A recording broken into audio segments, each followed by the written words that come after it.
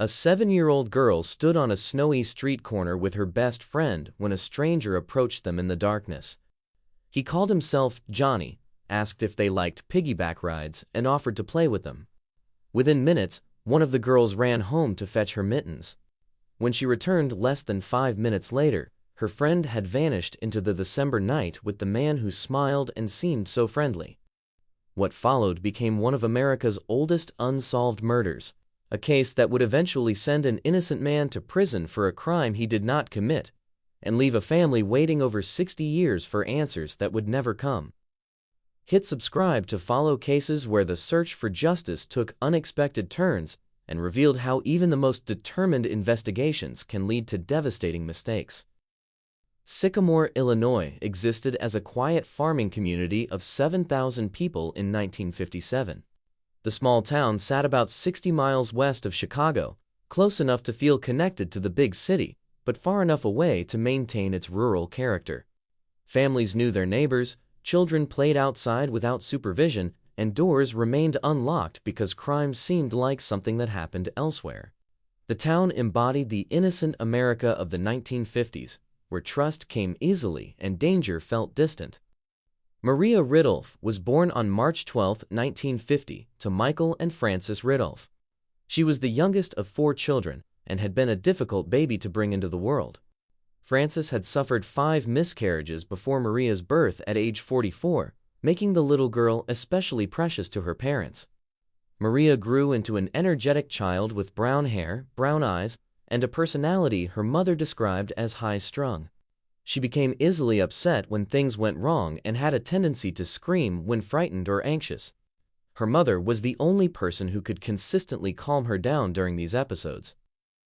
By age 7, Maria was thriving as a second-grade honor student at West Elementary School. She attended Evangelical Lutheran Church of St. John faithfully with her family and had earned awards for perfect Sunday school attendance. Her best friend was 8-year-old Kathy Sigmund, who lived just a few doors away on Archie Place. The two girls spent most of their free time together, creating the kind of inseparable friendship that defines childhood.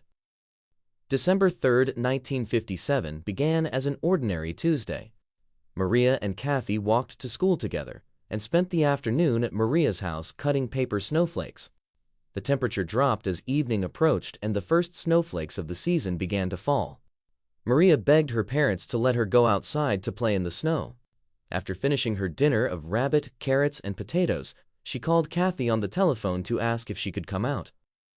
The two girls met at mid-block around 6 in the evening and raced through the darkness to the corner of Center Cross Street and Archie Place.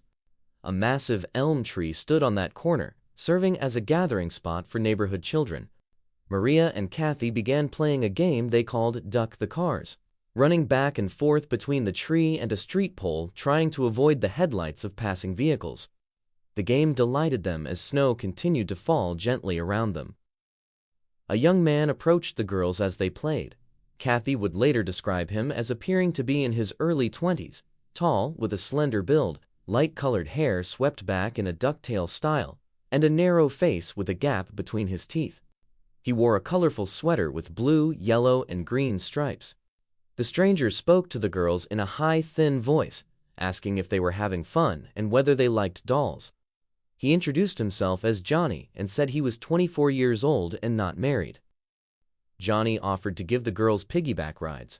Maria climbed onto his shoulders and he carried her down the sidewalk about 20 feet before returning to where Catherine waited. Maria laughed with delight during the ride.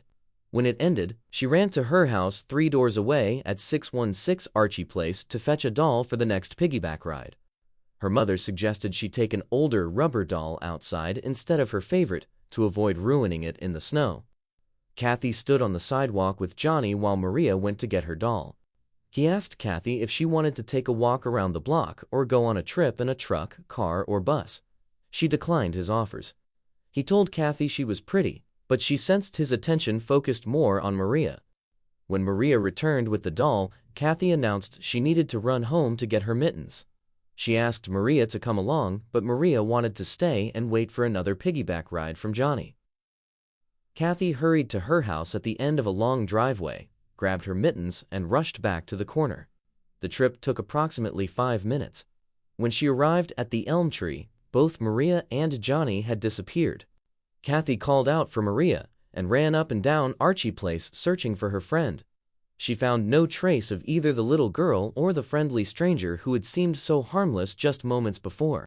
Kathy Sigmund ran to the Ridulph house in a panic, bursting through the side door where Maria's 11-year-old brother Chuck was playing records with a friend. She told them Maria was lost and she could not find her anywhere. Chuck and his friend immediately set out searching the neighborhood, walking all the way to Fair Street by the elementary school. They saw a police car passed but failed to stop it, a decision Chuck would regret for the rest of his life.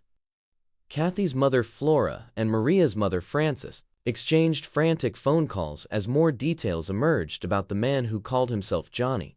Michael Ridulph remained reluctant to contact police because he worried about being embarrassed if Maria had simply wandered off. About a year earlier, Maria had strayed several blocks to Elmwood Cemetery while playing and was found just as a search party organized. But Frances overruled her husband's caution and drove to the Sycamore police station at 8:10 p.m. to report her daughter missing. Chuck continued searching through the neighborhood, walking down a long driveway and through a garden that opened onto a field before circling back to the alley behind the Ridulph home. A sense of foreboding overcame him as he moved through the darkness. Then, a searcher spotted Maria's doll lying next to Ida Johnson's garage in the alley. The discovery transformed what might have been a case of a wandering child into something far more sinister. News of the missing girl spread rapidly through Sycamore. Men gathered at the hardware store owned by Ralph Tessier to collect flashlights and lanterns for the search. Armed civilians joined police officers in combing through the town as snow continued to fall. The search parties knocked on doors throughout the neighborhood, asking residents if they had seen Maria or noticed anything unusual. Hundreds of people volunteered to help look for the 7-year-old, who had vanished from a street corner in the heart of their community. The Sycamore police chief, William Hindenburg, immediately suspected foul play. A child does not simply disappear from a residential street corner on a Tuesday evening without explanation. The presence of the mysterious man Johnny and the discovery of Maria's abandoned doll pointed toward abduction rather than a child who had wandered away and gotten lost. Hindenburg contacted the Federal Bureau of Investigation within hours, knowing his small department lacked the resources to handle a potential kidnapping. The FBI arrived in Sycamore within 2 days, bringing the full weight of federal law enforcement to bear on the search for Maria. Director J. Edgar Hoover took a personal interest in the case and demanded daily updates from his agents in the field. President Dwight Eisenhower also followed developments, ensuring the investigation received national attention and priority status. The involvement of such powerful figures demonstrated how deeply Maria's disappearance had shocked the nation. The FBI established a temporary headquarters in Sycamore and deployed 29 agents to work the case. The cost of their per diem expenses alone reached $3,600 within the first 2 weeks, a substantial sum in 1957 that reflected the scope and intensity of the investigation. Agents interviewed hundreds of witnesses and processed over 200 suspects, following every lead, no matter how unlikely it seemed. Kathy Sigmund became the most important witness in the investigation, as the only person who had seen Johnny and could provide a description. Police placed the 8-year-old under 24-hour protection, fearing the kidnapper might return to silence her. A family doctor examined Kathy for signs of harm. She spent hours looking through photographs of convicted felons and known sex offenders, trying to identify the man who had approached her and Maria on the street corner. The media descended on Sycamore, with reporters from Chicago and New York newspapers camping out at the police station. Television crews filmed the search efforts and interviewed Maria's distraught parents. Frances Ridulph made public appeals for her daughter's safe return, using the media to send messages to whoever might have taken Maria. She emphasized that Maria was a nervous child who would cry and become hysterical if frightened, hoping this information might influence the kidnapper's actions. Searchers organized into teams and fanned out across the farmland surrounding Sycamore. Crop dusting planes and military aircraft circled overhead, looking for any sign of Maria.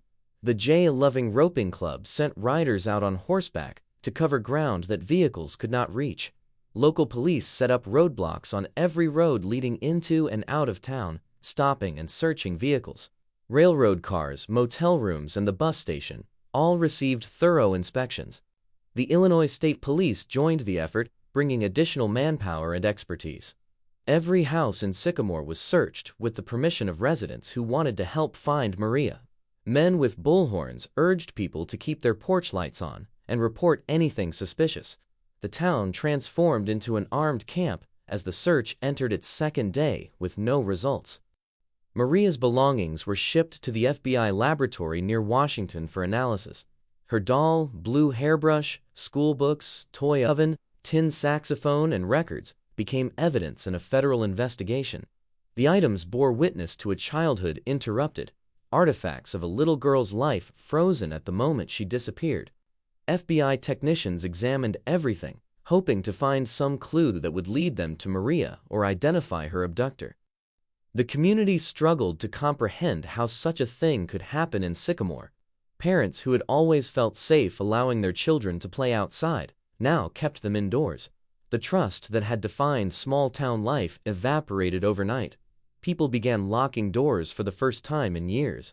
Mothers walked their children to school rather than letting them go alone. The innocence that characterized 1950s America died on a snowy street corner in Illinois. The FBI investigation continued through December without producing any solid leads. Agents tracked down 250 tips and interviewed countless suspects, but none of the information brought them closer to finding Maria or identifying the man who called himself Johnny. The case dominated headlines as Christmas approached, and Maria's family held out hope that their daughter might somehow come home for the holidays. Frances Riddle bought a typewriter as Maria's Christmas present and wrapped her other gifts, placing them under the tree in anticipation of a reunion that would never occur. The search expanded across Illinois and into neighboring states as investigators considered the possibility that Maria had been taken across state lines.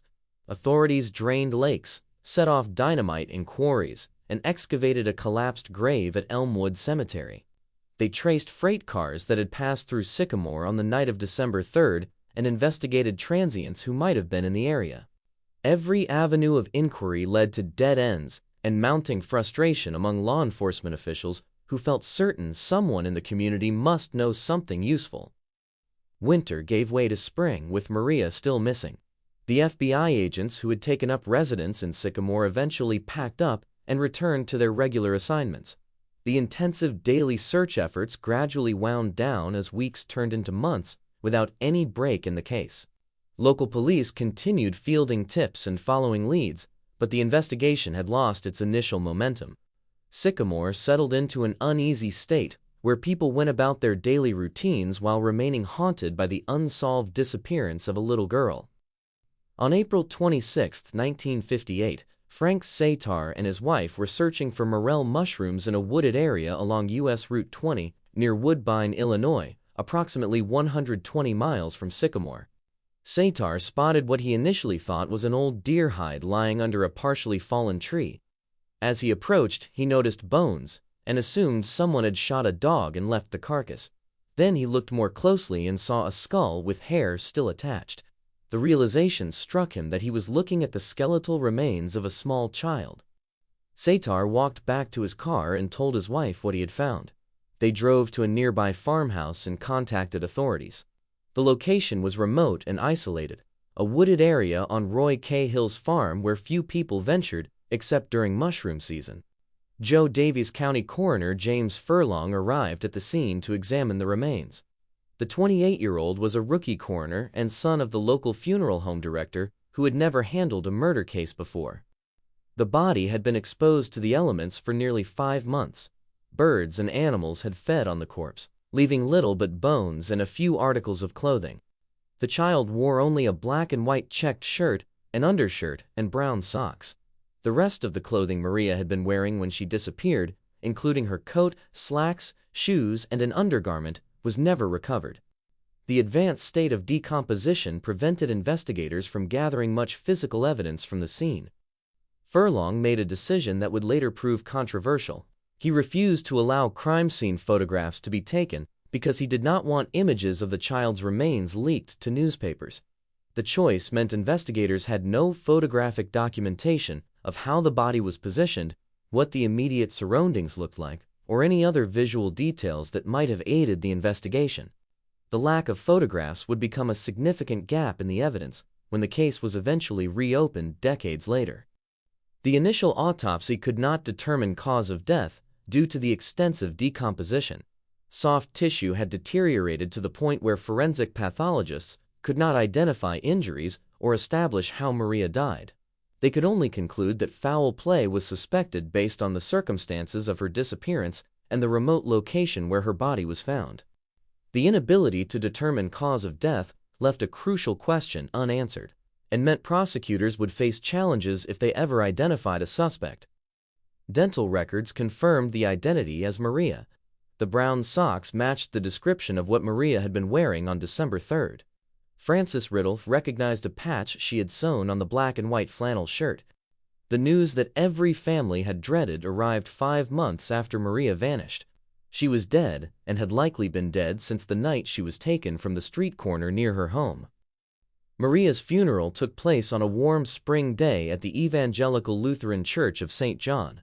More than 300 people filled the church to capacity, with many standing outside, unable to fit in the sanctuary. Kathy Sigmund attended under police protection, still the key witness in a case that had produced no arrests, despite the massive investigation. Reverend Louis Going reminded mourners that Maria had perfect Sunday school attendance and was now at peace in heaven. The church organist played "Jesus Loves Me," Maria's favorite hymn. Maria was laid to rest in a small white casket. Her death transformed the investigation from a kidnapping case into a murder case, but the change in status did nothing to advance the search for her killer. The FBI withdrew from active involvement since the crime had occurred entirely within Illinois and did not cross state lines. Local and state police continued working leads, but the trail had gone cold. The man who called himself Johnny had disappeared as completely as Maria herself. The investigation into Maria Ridulph's murder gradually faded from active pursuit as months and then years passed without identifying a suspect. Police had interviewed hundreds of people during the initial investigation, including a neighborhood boy named John Tessier, who lived just around the corner from the Ridulph family. Tessier had been 18 years old at the time of Maria's disappearance and fit the general description of the man Kathy Sigmund had seen. But he provided an alibi that seems to clear him completely. John Tessier told FBI investigators that on December 3, 1957, he had been in Rockford, Illinois, approximately 40 miles from Sycamore, to enlist in the U.S. Air Force. He claimed to have spent the day in Chicago undergoing physical examinations required for enlistment, then returns to Rockford by train that evening. Telephone records showed that a collect call was placed from a Rockford payphone to the Tessier home at 6:57 p.m. by someone who gave his name as John Tessier. After making the call, Tessier met with Air Force recruiting officers in Rockford around 7:15 p.m. to drop off paperwork. The FBI subjected Tessier to a polygraph examination, which he passed. Given the phone records placing him in Rockford and the lie detector results, investigators removed him from their suspect list. Kathy Sigmund was never shown a photograph of Tessier or asked to identify him. The young man left Sycamore the next day to begin basic training at Lackland Air Force Base. FBI agents closed his file on December 10, 1957, noting that no further investigation regarding him would be conducted. Tessier served 13 years in the military and rose to the rank of captain. After leaving the service, he moved to Washington State, where he graduated from the King County Law Enforcement Academy in 1974 and became a police officer. He worked in the small towns of Lacey and Milton near Olympia. His law enforcement career ended in 1982 when he was charged with statutory rape after taking in a 15-year-old runaway. He eventually pleaded guilty to a reduced misdemeanor charge of communication with a minor for immoral purposes and was terminated from the Milton Police Department. In 1994, John Tessier legally changed his name to Jack Daniel McCullough, stating he wanted to honor his late mother. By 2011, he was in his early 70s and living at a retirement community in northwest Seattle, where he worked as a security guard. He had been married for nearly 20 years and maintained that he had nothing to do with Maria Ridulph's disappearance or death. The case had become a distant memory from his youth, a time when FBI agents questioned him before clearing him and allowing him to move on with his life.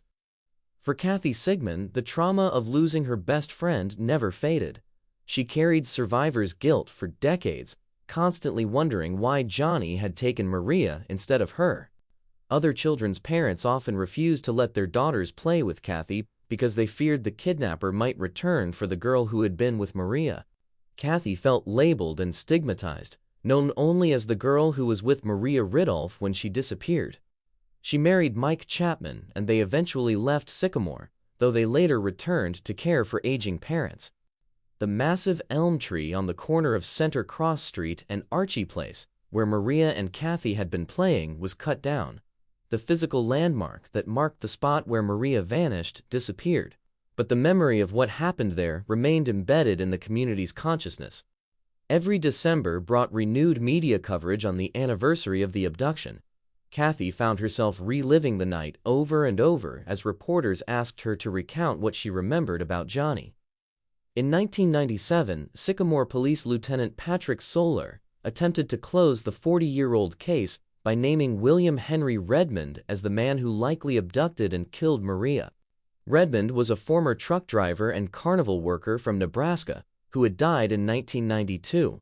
He had been charged in 1988 with the 1951 murder of an 8-year-old Pennsylvania girl, though that case was dismissed. Redmond was also a suspect in the 1951 disappearance of 10-year-old Beverly Potts in Ohio. According to Solar, Redmond told a fellow inmate about committing a crime similar to the Ridulph abduction. Solar's report identifying Redmond as the suspect was criticized due to lack of supporting evidence. Solar himself acknowledged that the evidence against Redmond was entirely circumstantial, and that conviction would have been difficult even if Redmond had lived. For that reason, Solar called the case closed but not solved, leaving open the possibility that a better suspect might later emerge. The designation reflected the frustration law enforcement felt about a case that had consumed enormous resources without producing justice for Maria or her family. The Ridulph family never gave up hoping for answers. Michael and Frances Ridulph both died without learning who killed their daughter. Their son Chuck grew up carrying the weight of being Maria's brother and the boy who searched for her on the night she vanished. The decades of silence meant the family lived in a permanent state of unresolved grief, unable to achieve closure or understanding about why someone had targeted their 7-year-old on a snowy December evening. Maria's murder remained one of the oldest unsolved cold cases in American history. The passage of time made it seem increasingly unlikely as witnesses died and evidence deteriorated. But in 2008, new information would emerge that would reopen the case and set in motion a chain of events that would shock everyone who had followed the investigation for 50 years. In January 1994, Eileen Tessier lay dying of cancer at age 73.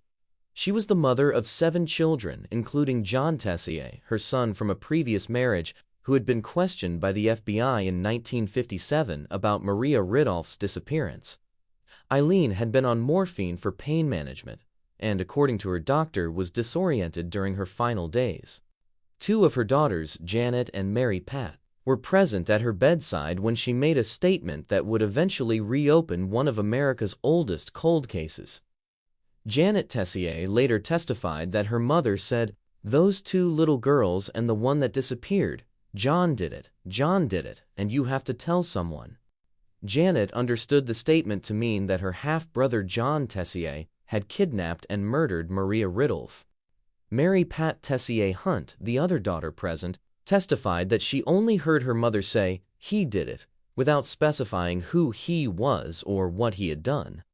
Nevertheless, Mary Pat said she had the same understanding as Janet about what their mother meant. The deathbed statement carried additional weight because Janet and her older sisters Catherine and Jean had long harbored suspicions about John. The sisters remembered that when FBI agents came to the Tessier home in December 1957 to ask about John's whereabouts on the night Maria disappeared, their mother told investigators John had been home all evening, The girls knew this was not true. They had seen their mother lie to protect John, though they did not understand at the time why she would do such a thing. The sisters also had personal reasons to fear and resent their half-brother. Jean testified that John had molested her when she was a child. Another woman came forward alleging that John Tessier had given her a piggyback ride as a child and refused to put her down until her father intervened. The pattern of behavior suggested John had a troubling history with young girls that extended beyond the single criminal conviction he received in 1982 for inappropriate contact with a minor. John Tessier, who had changed his name to Jack McCullough in 1994, was estranged from the Tessier family by the time of his mother's death. He had allegedly threatened to kill Janet with a gun at some point in the past. The family told him not to attend Eileen's funeral. The fractured relationships and old grudges created a complicated dynamic where family members were willing to implicate one of their own in a notorious murder based partly on a dying woman's ambiguous words. Janet Tessier said she made several attempts over the next 14 years to get law enforcement to investigate her mother's deathbed statement. She contacted Sycamore police and the FBI multiple times, but received no response. Patrick Solar, who had been a lieutenant with Sycamore police and identified William Henry Redmond as the most likely suspect in Maria's murder, told CNN that Janet had never spoken to him. Solar said he would not have suspected John Tessier anyway, because he knew the Tessier family personally, and John had been cleared by the FBI in 1957. In 2008, Janet sent an email to an Illinois State Police tip line describing what her mother had said on her deathbed 14 years earlier. The email triggered the state police cold case unit to undertake a lengthy investigation into Jack McCullough's background and the alibi that had cleared him in 1957. Investigators began interviewing the Tessier sisters and examining whether the case against McCullough could be reopened, despite the passage of more than 50 years. Catherine and Jean Tessier told investigators about their suspicions and their recollection that their mother had lied to FBI agents about John being home on the night of December 3, 1957. The sisters provided details about John's behavior and their belief that he was capable of committing the crime. State police investigators developed a new timeline under which they believed John Tessier could have kidnapped Maria in Sycamore and still made it to Rockford in time to place the phone call at 6:57 p.m. and meet with recruiting officers at 7:15 p.m. Under the new timeline, investigators theorized that Maria was abducted no later than 6:20 p.m., rather than the 6:45 to 7 p.m. window the FBI had established in 1957. The earlier time frame would give Tessier approximately 37 minutes to kidnap Maria and drive 40 miles to Rockford. The theory required disregarding witness statements from 1957 and reinterpreting the sequence of events to fit a conclusion investigators wanted to reach. Police located John Tessier's former girlfriend, who provided investigators with an unused military-issued train ticket from Rockford to Chicago, dated December 1957. The ticket had never been used, and investigators theorized that contrary to Tessier's alibi, he had not taken the train on his trip to Chicago, but had instead driven his car. This would mean he could have driven back to Sycamore in the afternoon, kidnapped Maria, and then driven to Rockford. A high school friend of Tessier's recalled seeing his distinctively painted car in Sycamore that afternoon, and said Tessier never let anyone else drive it. The investigation built momentum as investigators collected circumstantial evidence and reinterpreted old information through a lens that pointed towards McCullough's gullet. Police hoped to show Kathy Chapman, formerly Kathy Sigmund, a photographic lineup to see if she could identify John Tessier as the man who called himself Johnny. But Tessier's picture was not in the 1957 Sycamore High School yearbook because he had been expelled. Investigators obtained a contemporary photo from his former girlfriend that showed Tessier wearing an open collar rather than the suit and tie worn by students in the yearbook photos. The stage was set for a confrontation between law enforcement and a man who had been cleared of suspicion 50 decades earlier. The deathbed statement of a dying woman on morphine, the memories of estranged half-sisters, and a newly constructed timeline that contradicted the original FBI investigation combined to create what investigators believed was a case strong enough to finally solve Maria Ridulph's murder. In July 2011, Seattle Police Department joined forces with Illinois State Police to bring Jack McCullough in for questioning. The interrogation required careful planning because McCullough had law enforcement experience and would likely recognize standard interrogation tactics. Investigators brought in a professional interrogator to handle the interview with the 71-year-old man who had been living quietly in a Seattle retirement community for years. McCullough initially spoke calmly and cooperated with investigators during the early portion of the interview. But when questions turned to Maria Ridulph's murder and his whereabouts on December 3, 1957, his demeanor changed dramatically. He became evasive and aggressive, refusing to provide clear answers about events from 5 decades earlier. The interview lasted 8 hours, with McCullough consistently denying any involvement in Maria's disappearance or death. When he refused to answer any more questions, police arrested him for the kidnapping and murder of Maria Ridulph. The arrest of a man for a 54-year-old murder made national headlines. Media outlets descended on both Seattle and Sycamore to cover what was being called the oldest cold case murder to go to trial in American history. The story captivated the public because it suggested that justice could be achieved no matter how much time had passed since a crime occurred. McCullough was extradited to Illinois to face charges that could result in him spending the rest of his life in prison. The same month McCullough was arrested, authorities obtained a court order to exhume Maria Ridulph's body from her grave in Sycamore. Investigators hoped that advances in forensic science might allow them to recover DNA evidence that could link McCullough to the crime.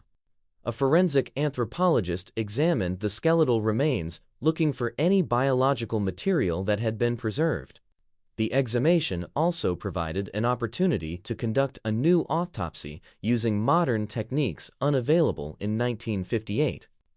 The forensic anthropologist discovered marks on Maria's bones that had not been identified during the original autopsy. Nick marks on her sternum and neck vertebrae indicated she had been stabbed in the throat at least 3 times with a long, sharp blade. The findings pointed to stabbing as the likely cause of death, though an appellate court would later note that decomposition of soft tissue made it impossible to rule out other causes, such as ligature strangulation. No DNA evidence could be recovered from the remains after more than 50 years in the ground. The new autopsy findings complicated the prosecution's case in some ways, while strengthening it in others. Determining that Maria was stabbed to death provided a cause of death that had been missing from the original investigation. But the lack of DNA evidence meant prosecutors would have to rely on circumstantial evidence and witness testimony to prove McCullough's guilt. The case would come down to whether a jury believed the deathbed statement, the testimony of estranged family members, and an identification made by a witness more than 50 years after seeing the suspect for just a few minutes. DeKalb County State's Attorney Clay Campbell initially felt reluctant to prosecute such an old case with no physical evidence connecting McCullough to the crime. But the Ridulph family and the Tessier sisters, who believed McCullough was guilty, pressured Campbell to move forward. The prosecutor ultimately decided to file formal charges, setting in motion a trial that would force a court to reconstruct events from 1957 and determine whether justice had finally caught up with Maria's killer. Kathy Chapman, formerly Kathy Sigmund, was shown a photographic lineup containing a contemporary photo of John Tessier, along with 5 pictures from the 1957 Sycamore High School yearbook. The photo of Tessier differed from the yearbook photos in that he wore an open collar rather than a suit, and the background was dark rather than light. Chapman identified Tessier's photo as the man who had approached her and Maria on the street corner 54 years earlier. The identification became a crucial piece of evidence, despite questions about whether the differences in the photographs might have influenced Chapman's choice. McCullough maintained his innocence from the moment of his arrest. His wife of nearly 20 years and his stepdaughter stood by him, insisting he was being sacrificed to bring closure to a community that desperately wanted someone held accountable for Maria's death. They argued that McCullough was an easy target because of his criminal conviction involving a minor in 1982, and because his estranged half-sisters harbored deep resentment toward him for reasons unrelated to Maria Ridulph. The case presented extraordinary challenges for both prosecution and defense. Prosecutors had to prove beyond a reasonable doubt that McCullough committed a murder based on evidence and testimony from events that occurred more than half a century earlier. Most of the original investigators were dead. Physical evidence had been lost or destroyed over the decades. Witness memories had faded and could not be tested through contemporary investigation. The defense faced the equally daunting task of proving what McCullough was doing on a specific evening 54 years in the past. How could anyone be expected to remember and document their whereabouts from such a distant time? The phone records from 1957 still existed, but other alibi evidence had disappeared with the passage of time. McCullough's attorneys would have to convince a jury that convicting someone based on such old and questionable evidence violated basic principles of fairness and due process. The stage was set for a trial that would test the limits of the criminal justice system's ability to fairly adjudicate crimes from the distant past. The community of Sycamore, the Ridulph family, and advocates for justice all believed that solving Maria's murder after 54 years would demonstrate that no one could escape accountability forever. But serious questions remained about whether the evidence actually pointed to McCullough's guilt, or whether investigators had convinced themselves they had found Maria's killer based on flawed assumptions and unreliable testimony. The trial of Jack McCullough began in September 2012 in a Sycamore courtroom packed with family members, reporters, and community members who had waited 55 years for someone to be held accountable for Maria Ridulph's murder. McCullough's defense team requested a bench trial rather than a jury trial, meaning Judge James Halleck would be the sole person deciding guilt or innocence. Halleck had little experience with murder trials, but he would now determine whether the prosecution had proven beyond a reasonable doubt that McCullough kidnapped and killed a 7-year-old girl in 1957. Prosecutors presented their case knowing they had no physical evidence connecting McCullough to the crime. DNA testing on Maria's exhumed remains produced no usable results. The doll Maria had been carrying when she disappeared, which would have been handled by her killer, was lost decades ago. Other physical evidence from the original investigation had deteriorated or been destroyed over the years. The prosecution would have to convince Judge Halleck based on circumstantial evidence, witness testimony, and the new timeline investigators had constructed. Kathy Chaplin took the stand as the star witness for the prosecution. She testified about the events of December 3, 1957. Describing how a young man calling himself Johnny approached her and Maria on the street corner. Chapman explained how Johnny gave Maria a piggyback ride and how she ran home to get her mittens, returning to find Maria and Johnny gone. When shown photographs, Chapman identified Jack McCullough as the man she had seen 55 years earlier. Her identification carried enormous weight despite the extraordinary passage of time between the crime and the courtroom. The prosecution called numerous other witnesses, including Maria's family members, neighbors, and law enforcement personnel who worked the original investigation. Janet Tessier and her sisters testified about their mother's deathbed statement and their belief that their half-brother John had lied about his whereabouts on the night Maria disappeared.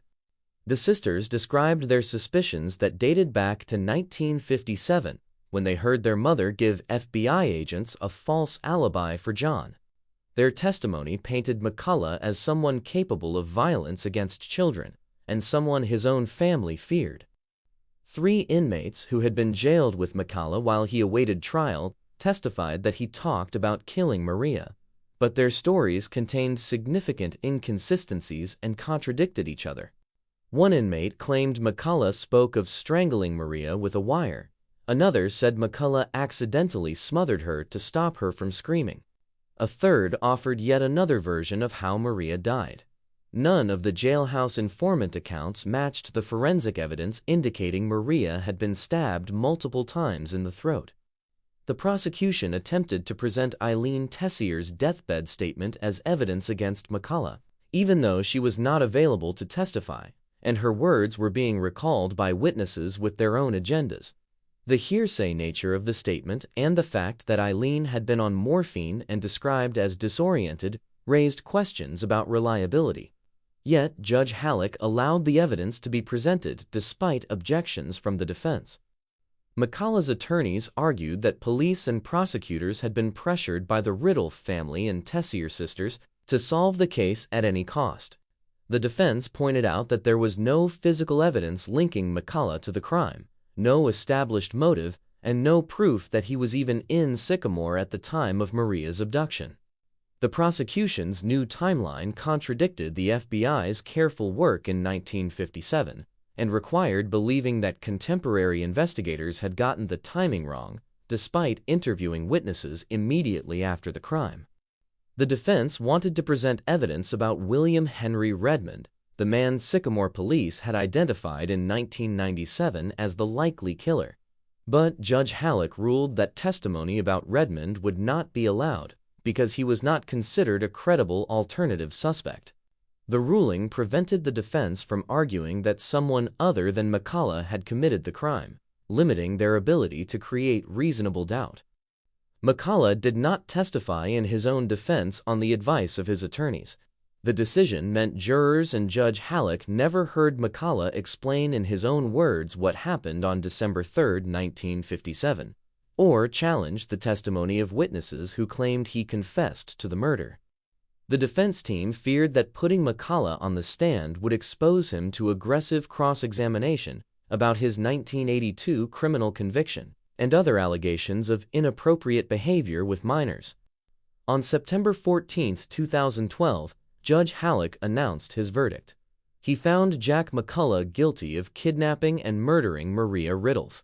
The conviction was based, Halleck stated, on the credibility of the eyewitness identification by Kathy Chapman and the testimony of the jailhouse informants.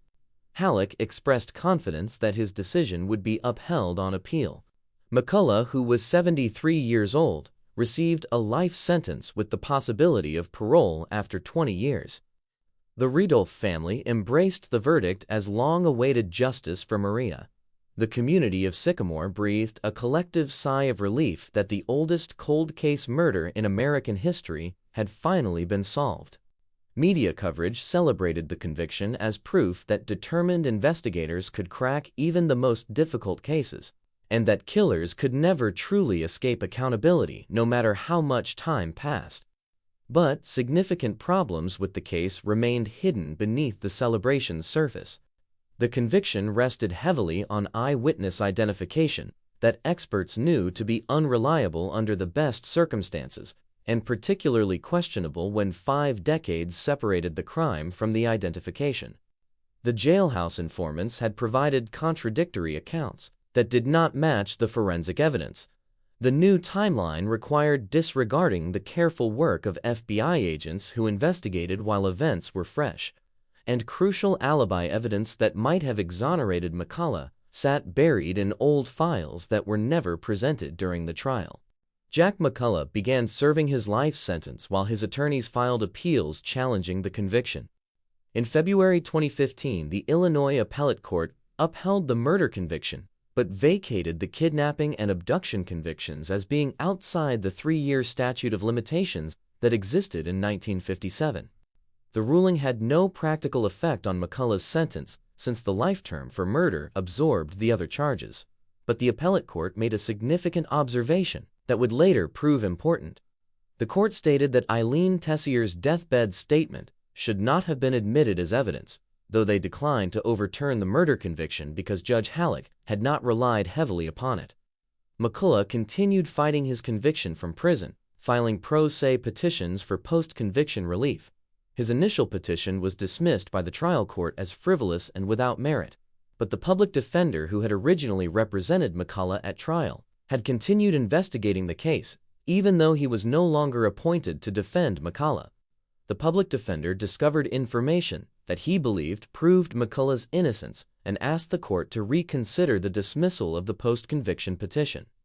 In 2015, a new district attorney named Richard Schmack replaced Clay Campbell in DeKalb County.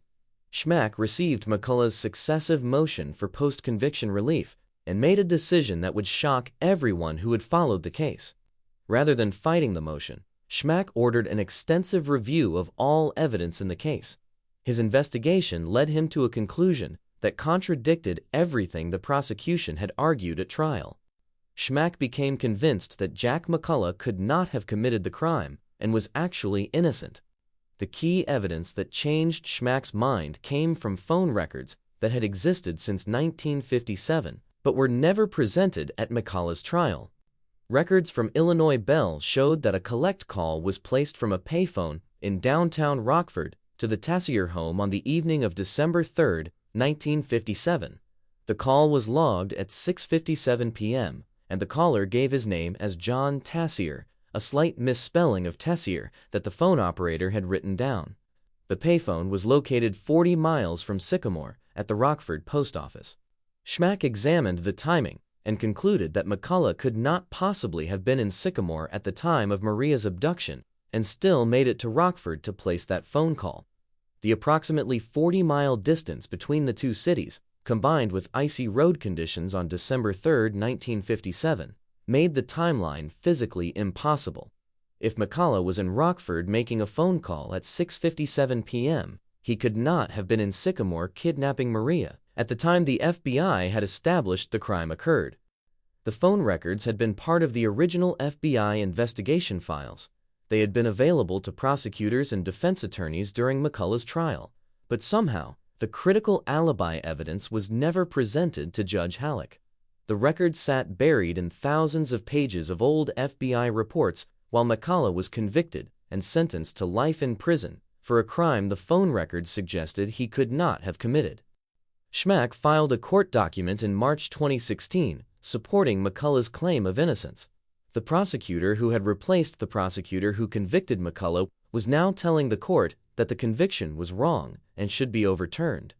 Schmack's filing detailed how evidence supporting McCullough's alibi had been kept out of the trial and how the new timeline prosecutors used to convict him contradicted the contemporary FBI investigation from 1957. On April 15, 2016, Judge William Brady of the Illinois Circuit Court vacated McCullough's conviction and sentence and ordered a new trial. McCullough was released on bond that same day after serving nearly 5 years in prison. He walked out of custody still facing murder charges, but no longer a convicted killer. The reversal sent shockwaves through Sycamore and among everyone who had celebrated his conviction as justice for Maria. 1 week later, Judge Brady dismissed the charges against McCullough entirely. The dismissal of the murder charge was without prejudice, meaning McCullough could theoretically be tried again if a prosecutor wished to pursue the case. But Schmack made clear he had no intention of retrying McCullough given the evidence proving his innocence. Maria's brother, Charles Ridulph, and hundreds of Sycamore citizens signed a petition requesting that a special prosecutor be appointed to replace Schmack and pursue the case against McCullough. Judge Brady denied the motion, and Charles Ridulph decided not to appeal the ruling. The revelation that McCullough had been wrongfully convicted raised disturbing questions about how the criminal justice system had failed. Prosecutors had built a case based on a new timeline that contradicted the original FBI investigation without checking phone records that proved the alibi. Jailhouse informants had provided contradictory testimony that should have been viewed with skepticism. An eyewitness identification made 55 years after a brief encounter had been treated as reliable, despite well-documented problems with such identifications. The Ridulph family faced the devastating realization that the man they believed had finally been brought to justice for Maria's murder was innocent. The closure they had felt after the conviction evaporated. Maria's killer remained unidentified and unpunished. The nightmare that began on December 3, 1957, continued with no resolution in sight. For Jack McCullough, vindication came too late to restore what he had lost. He had spent 5 years in prison as a convicted child killer. His reputation had been destroyed by the accusation and conviction. Even after being released and cleared, many people in Sycamore and beyond would always believe he was guilty, despite the evidence proving otherwise. The wrongful conviction inflicted damage that could never be fully repaired. On March 7, 2017, prosecutors filed a certificate of innocence on behalf of Jack McCullough, a remarkable step that went beyond simply dismissing charges. The certificate declared McCullough factually innocent of Maria Ridulph's murder and officially acknowledged that the criminal justice system had wrongfully convicted an innocent man. Judge William Brady signed the certificate, formally clearing McCullough's name and entitling him to pursue compensation for his wrongful conviction under Illinois law. The certificate of innocence represented a complete repudiation of the case prosecutors had presented at trial in 2012. The document acknowledged that phone records from 1957 proved McCullough was 40 miles away in Rockford at the time Maria was abducted in Sycamore. The prosecution's theory of the crime, the timeline they had constructed, and the witnesses they had relied upon, all crumbled in the face of documentary evidence that had existed since the night of the crime. McCullough filed a lawsuit seeking compensation for the years he spent wrongfully imprisoned. Illinois law allowed individuals declared innocent to receive compensation of approximately $50,000 for each year of wrongful incarceration. But the lawsuit revealed that McCullough's conviction had inflicted damage that money could never repair. He had lost his freedom, his health had deteriorated during imprisonment, and his reputation remained tarnished by the accusation even after being cleared. The wrongful conviction exposed serious flaws in how the investigation and prosecution were conducted. Investigators had been under enormous pressure from the Ridulph family and the community to solve the oldest cold case murder in American history. That pressure may have led them to pursue McCullough based on his half-sister's suspicions and their mother's questionable deathbed statement, rather than following evidence objectively. Prosecutors chose to believe a new timeline rather than trusting the careful work done by FBI agents who investigated while memories were fresh and evidence was intact. The reliance on jailhouse informants proved particularly problematic, given their contradictory accounts and their incentives to fabricate confessions. The 3 inmates who claimed McCullough confessed to them told different stories about how Maria died, none matching the forensic evidence. Yet prosecutors presented their testimony as credible, despite obvious reasons to doubt it. The prosecution also placed enormous weight on Kathy Chapman's identification of McCullough, despite the 55-year gap between seeing a stranger briefly on a street corner and identifying him from photographs. Most troubling was the failure to present alibi evidence that existed in the case files. The phone records proving McCullough made a collect call from Rockford at the time of Maria's abduction were available to both prosecutors and defense attorneys. How those records were never examined or presented at trial remains unexplained. The oversight allowed an innocent man to be convicted and sentenced to life in prison, while exculpatory evidence sat unnoticed in old FBI reports. For the Ridulph family, McCullough's exoneration meant returning to the anguish and uncertainty they had endured for decades before his arrest. The brief period of closure after his conviction gave way to renewed grief and frustration. Maria's murder remains unsolved more than 60 years after she was taken from that street corner. Whoever killed her was never identified, never held accountable, and likely died without facing justice. The investigation into other potential suspects appears to have ended. William Henry Redmond, identified by Sycamore police in 1997 as the likely killer, died in 2010 before McCullough was ever arrested. Whether Redmond actually killed Maria or whether someone else entirely was responsible remains unknown. The passage of time has made it nearly impossible to solve the crime now. Physical evidence has been lost or destroyed, witnesses have died, and memories have faded beyond reliability. McCullough's wrongful conviction stands as a cautionary tale about the dangers of tunnel vision in criminal investigations and the pressure to solve high-profile cold cases. The desire to bring closure to a grieving family and community led investigators and prosecutors to pursue a theory unsupported by the evidence and to ignore alibi proof that existed from the beginning. An innocent man paid the price for those failures. Maria Ridulph's murder remains one of the most haunting unsolved crimes in American history. A 7-year-old girl was taken from her neighborhood and killed, her body discarded like trash in a distant county. No one has ever been held accountable for taking her life. The hope for justice that briefly seemed fulfilled with McCullough's conviction proved to be an illusion. The real killer's identity died with them, leaving Maria's family and the Sycamore community without answers or closure even after more than 60 decades.